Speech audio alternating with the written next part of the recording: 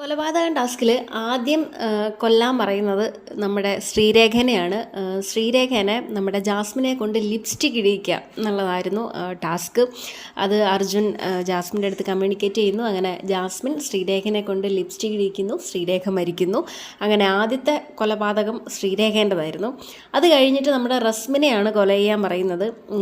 റസ്മിനെ കൊണ്ട് ലിവിങ് റൂമിലുള്ള ഒരു മക്കാവോൻ്റെ ഒരു പ്രതിമയുണ്ടല്ലോ, അതിൽ ജാസ്മിനെ കൊണ്ട് ജാസ്മിൻ റസ്മിനെ കൊണ്ട് തൊടിയിക്കുക എന്നുള്ളതാണ് ടാസ്ക്. അതേപോലെ ഫോൺ ജാസ്മിന് കൈമാറാനും പറയുന്നുണ്ട്. പിന്നെ ബിഗ് ബോസ് പറയുന്നു, ആവശ്യമില്ലാതെ സംശയം തോന്നത്തക്ക രീതിയിൽ ബാത്റൂം ഏരിയയിലേക്ക് അർജുനോട് വരരുത് എന്ന് പറയുന്നു. കാരണം ശ്രീധുവിന് അർജുനാണോ കൊലയാളി എന്നുള്ളത് നല്ല സംശയമുണ്ട്. അർജുനെ വിടാതെ പിന്തുടരുന്നുണ്ട് ശ്രീധു. അങ്ങനെ ബിഗ് ബോസ് അർജുനെ നമ്മുടെ മെഡിക്കൽ റൂമിലേക്ക് വിളിപ്പിച്ചിട്ടാണ് അർജുൻ്റെ അടുത്ത് പറയുന്നത് പിന്നെ ഫോൺ ജാസ്മിന് കൈമാറണം എന്നുള്ളത്. അങ്ങനെ അർജുൻ ജാസ്മിൻ്റെ അടുത്ത് ദൗത്യം എന്താണ്, എങ്ങനെയാണ് റസ്മിനെ കൊല്ലേണ്ടതെന്ന് പറഞ്ഞു കൊടുക്കുന്നു. അങ്ങനെ ജാസ്മിൻ ലിവിങ് റൂമിലൊക്കെ കൊണ്ടുവന്ന് നൈസായിട്ട് നമ്മുടെ റസ്മിൻ്റെ കൈ പിടിച്ച് ആ പാരറ്റിൻ്റെ മക്കാവിനെ തൊടിയിപ്പിക്കുന്നു. അങ്ങനെ റസ്മിൻ കൊല്ലപ്പെടുന്നു. ഇനി അടുത്തത് ആരെയാണ് കൊല ചെയ്യേണ്ടതെന്നുള്ളത് ജാസ്മിൻ്റെ അടുത്തായിരിക്കും ബിഗ് ബോസ് വിളിച്ച് പറയുക. അതേപോലെ അർജുനായിരിക്കും ഇനിയത്തെ സഹായി എന്ന് തോന്നുന്നു.